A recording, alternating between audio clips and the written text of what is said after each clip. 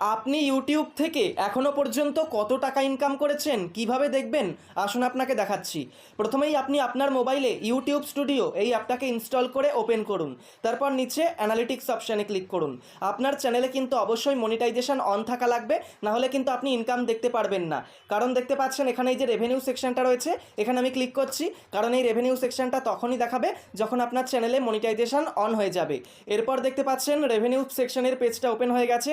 একদম নিচে শো করছে এস্টিমেটেড রেভিনিউ। এখানে আপনি লাস্ট 28 দিনের ইনকাম দেখতে পাচ্ছেন লাস্ট 28 দিনে $2.31 ইনকাম হয়েছে। এবার আমি যদি এই বক্সে ক্লিক করি, তারপর দেখতে পাচ্ছেন লাস্ট 28 দিনে এখানে ইনকামটা দেখাচ্ছে।